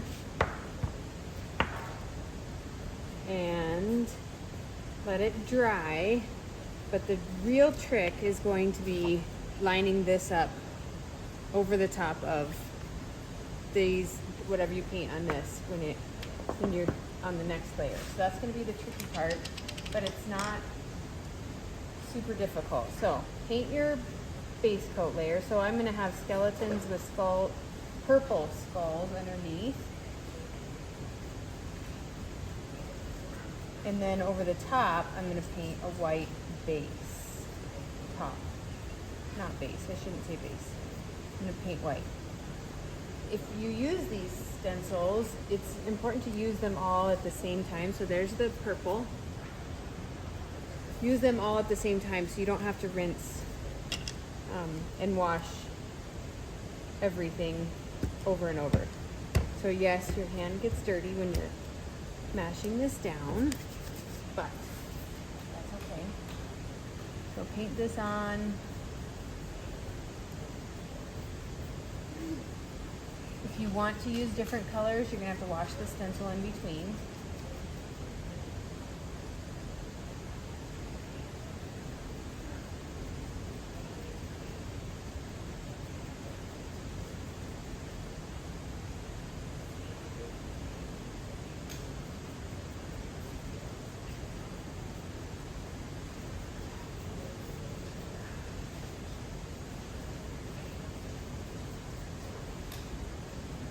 Okay, that's painted.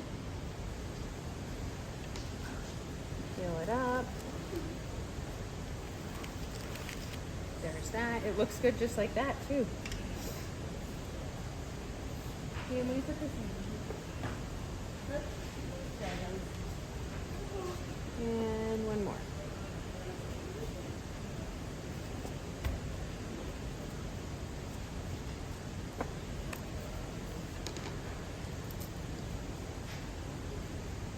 Doing all three of these in a row so I don't have to rinse the stencil in between.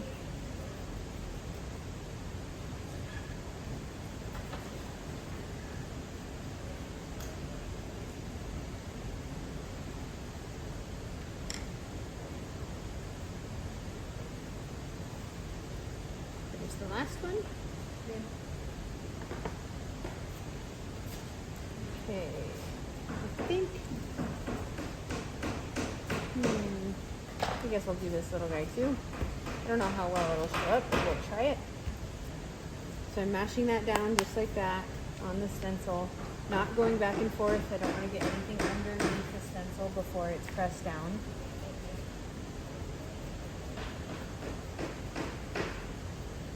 Sorry you hear hammering, there's construction going on. Okay, here's the little stencil. There's that. We'll be back to do the top layer once these guys are dried. Okay, I'm back with the dried pieces. The purple dried really dark, so I can't see it very well. So this might be a little tricky, but got some glue on my stencil. I do remember, Yeah, I don't know if this is gonna work.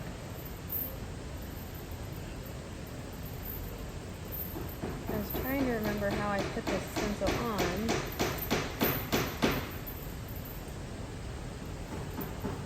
Maybe it doesn't matter. Let's just try that. Maybe I think I had it over here. There we go. I think maybe you see a lot of purple through there. There. Yeah, that might be the spot. Okay. I'm going to do this white so we have some good contrasting colors. Unlike the purple on black, that did not turn out like I wanted it to.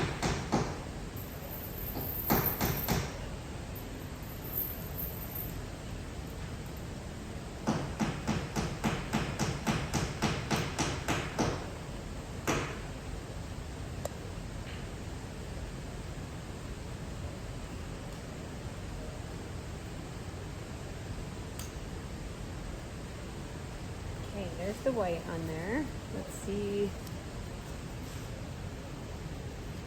Still looks super cool. Can't see the purple hardly at all. So it won't matter where I put it, but if you did like a dark or light gray or dark gray, I think you'd be able to see it much better.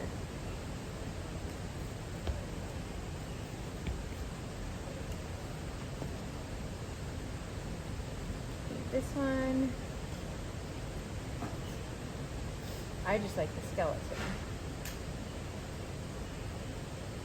So I definitely knew I wanted to include that as a stencil. It's like leopard skeleton.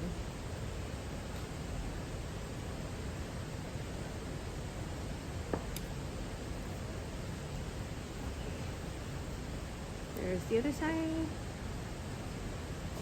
Super fun. Okay, I'm gonna do this guy. Skeleton on skeleton.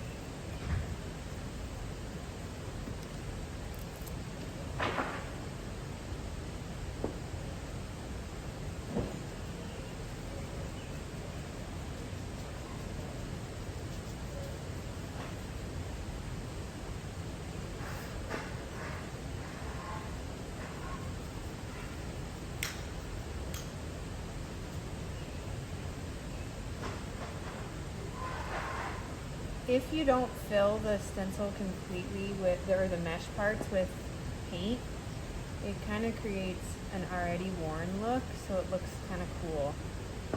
So I'm going kind of light on some of these parts, not being really super picky about coverage.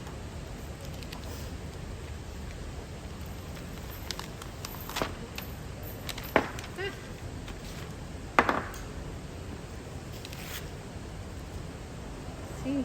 You can see there, it's kind of lighter coverage. That's kind of fun. And one last little dude.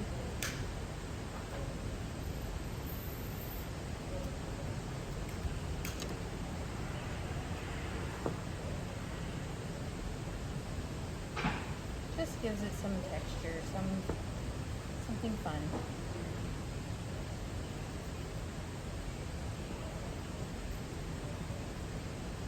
Oh, bug right into my paint. There he comes. Okay. And there's the little guy. Cute. So if you want to double layer these, just make sure, don't use the purple, it's too dark. Use like a gray, and then it would be like this. But these still turned out super cute. Okay, just a few things left and we will be finished with Halloween.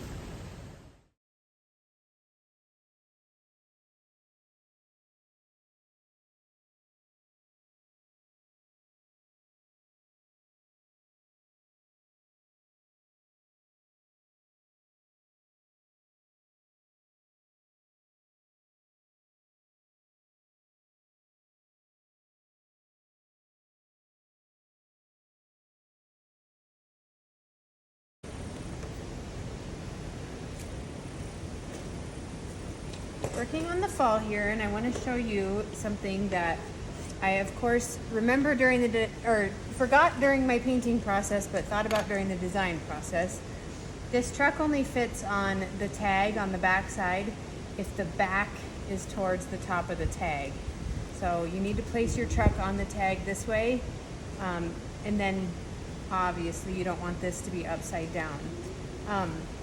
That's the only way the truck fits. So be mindful of that when you're doing your double-sided. If you choose to do double-sided, I will redo this pumpkin patch on the other side, on this side, the right direction. So then when it's on your tray, you can see it from both sides. So back of the truck goes towards the top of the tag where the hole is. Another little tip, when you're doing your fall word blocks, will you get that stand, please? Make sure that you put your letters towards the top, because if you go too far down, you'll lose them in the stand. Okay, so just make sure that your letters are up higher than lower. So about right there. That should work. Let's see. Oh my. It's like 90 degrees out today and my paint is drying like crazy. Okay, there's the F. Peel it off. And then it sticks in there just fine and you're able to see it. So make sure that you don't put your letters too low. That's all for the fall kit. Pretty super simple. This little farm sign is going to be very tedious, but I think it will turn out just fine once it's done. All these little guys fit a certain direction on the arrows, so be mindful of how you place your arrows. The narrower letters need to stay towards the end of these narrower arrows. And I think that's about it for fall. Pretty simple kit. The beads I will pop back on and show you how I assembled the beaded frame. But that's all for the painting and stenciling.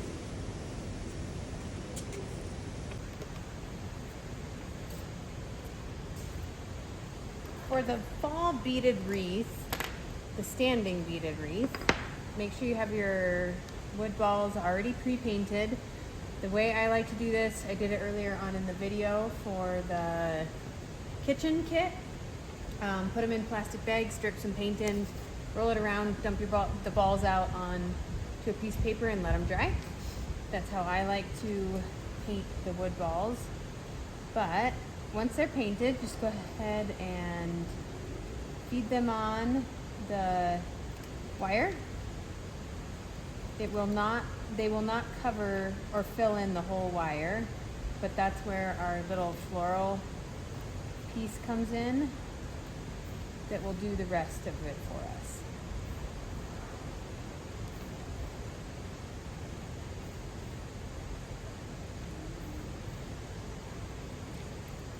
Could you grab a bag of these? It's an unfinished bag. There's a zip tie in it that I need.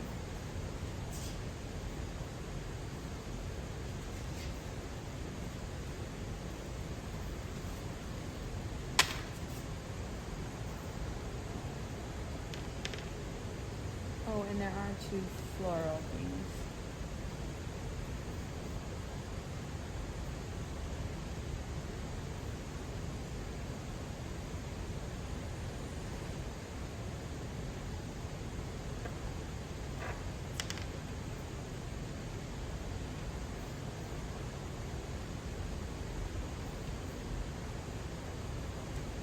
Okay, the beads are on, and inside of your little bag,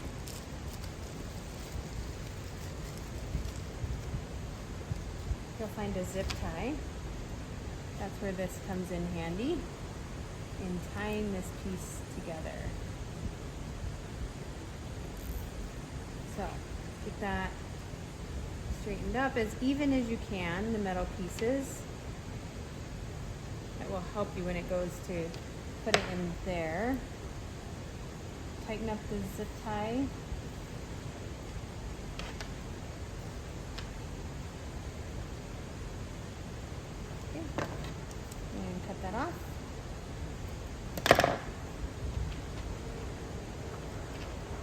Okay, and again, here is where the beads don't fully cover or finish.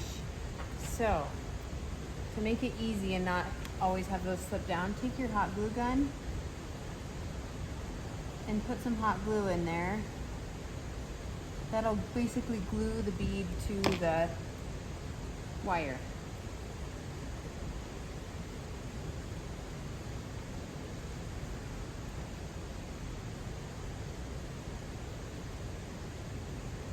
Okay. There, they're nice and tight. They're staying there. Now comes the hard part. This little hole is very little, as you can see. But you want it to be tight or else it would not fit well.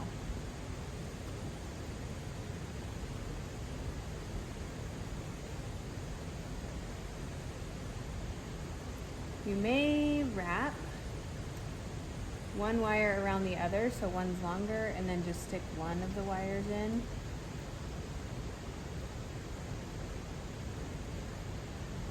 Everybody's is going to be a little bit different because of the wire.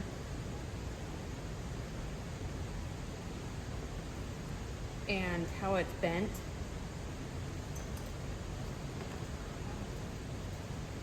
I'm going to use some pliers here to help me.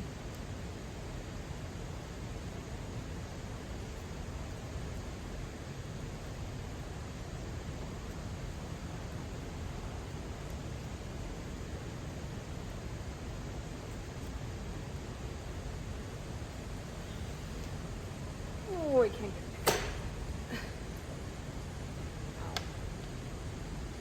Can't get that cut. I'll cut this part out. It's not a big deal, but I can't get that cut. It's hot. Nor can you? Uh-oh. You need cutters?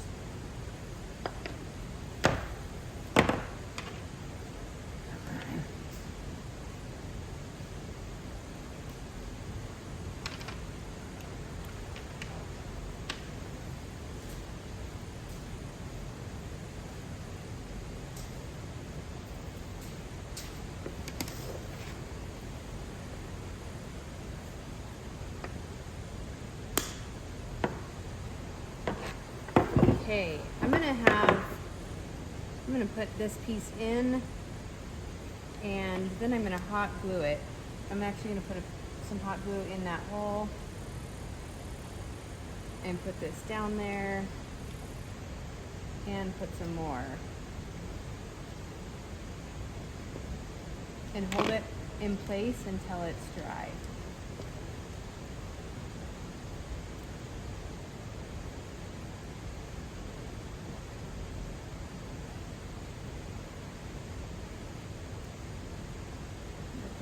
Together.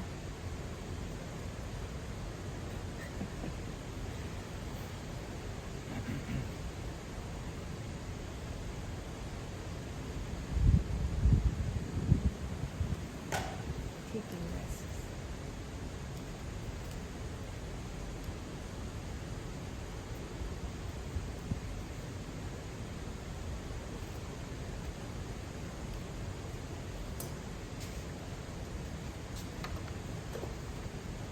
Okay, once that hot glue is set, we're good there. I don't like this end piece on this, so I'm going to cut it off. And then I'm going to start this floral down here at the bottom and kind of wrap it around like this. And anywhere I want it to be, I'm going to put it in place with hot glue so I can direct exactly where it goes. Because right now it's going to be kind of impossible. I'm going to put one on each side. Hold this up and put some hot glue in there. And of course, when you touch the hot glue, lick your fingers first, then it won't stick and it cools it faster. If you don't like this floral, you don't have to use it. Use any fall type floral that you do have, that you do like.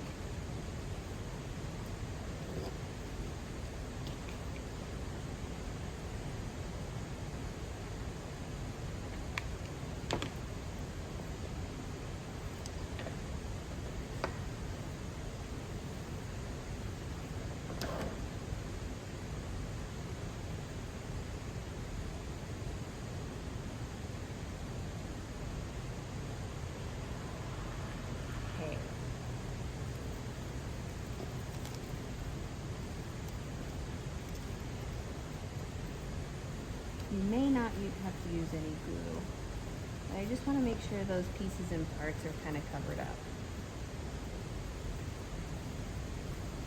So I'm just moving this stuff around.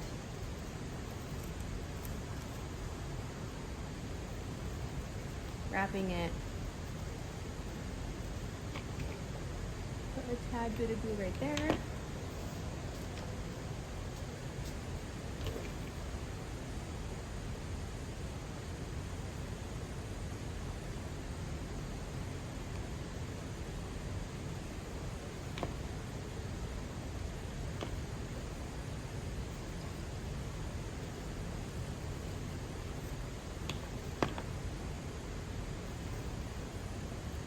Okay, and I kind of want this leaf to stick over here, so I'm just going to put a little bit of hot glue and make it go over there.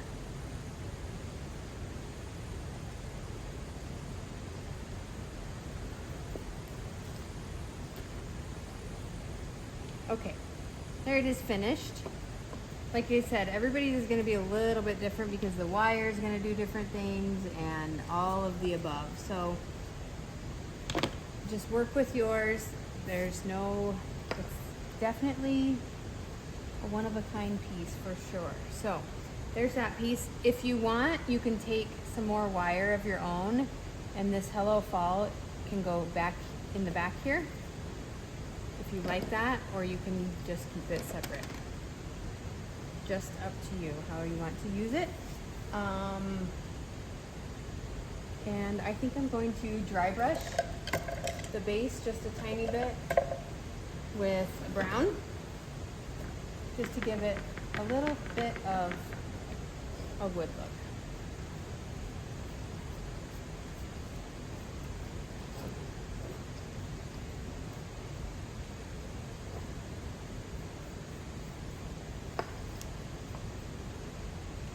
There we go.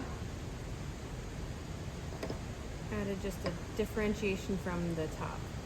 Mine still does spin, I notice. Must not have got enough hot glue in that hole, but that's how you assemble the beaded round.